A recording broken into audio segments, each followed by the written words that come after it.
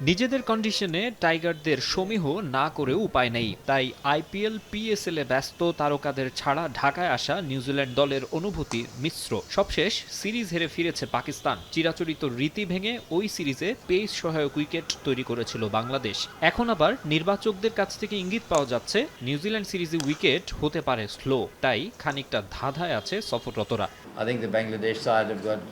বাংলাদেশ দলে দারুণ কিছু পেসার রয়েছে, তারা স্পিন উইকেট বানাবে বলে মনে হয় না। আমাদের নিজেদের শক্তিমত্তা অনুযায়ী পরিকল্পনা সাজাতে হবে, তাতে আমাদের সুযোগ হয়তো বাড়বে। তবে আন্তর্জাতিক ক্রিকেটে ভিন্ন ভিন্ন উইকেটের জন্য প্রস্তুত থাকতে হবে। ওয়েস্ট ইন্ডিজ সিরিজের পিচটাও দেখেছি, স্পিন পেস দুরকমই ছিল। আমাদেরও দুই ধরনের উইকেটের জন্য তৈরি থাকতে হবে।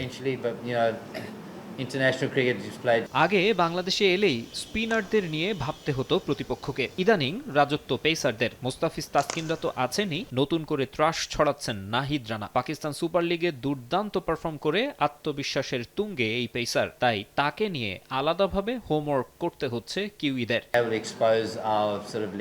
নাহিদ রানা দারুণ বোলার, এই কন্ডিশন থেকে সুবিধা আদায় করে নেবে। বাংলাদেশে এমন একজন ফাস্ট বোলার দেখতে পাওয়া বেশ ভালো ব্যাপার। তার সামর্থ্যকে খাটো করে দেখছি না, তবে পেসারদের বিপক্ষে খেলে অভ্যস্ত আমাদের ব্যাটাররা। আমাদের দলেও পেসার আছে, কন্ডিশনটা ভিন্ন, তাই স্কিল কাজে লাগিয়ে নাহিদ রানা কিংবা অন্য পেসারদের সামলাতে হবে। জায়ান্টদের দ্বিতীয় সারির দল নিয়ে বাংলাদেশ সফরে আসা নতুন নয়। তরুণ ক্রিকেটারদের পরখ করার সুযোগ কাজে লাগায় তারা। তবে পূর্ণ শক্তির দল নিয়ে এখানে নাকানি চুবানি খাওয়ারও বহু ঘটনা আছে। ব্ল্যাক ক্যাপরা তাই সাবধানী। তবে স্কোয়াডের ক্রিকেটারদের চাপ মুক্ত রাখতে চায় টিম ম্যানেজমেন্ট।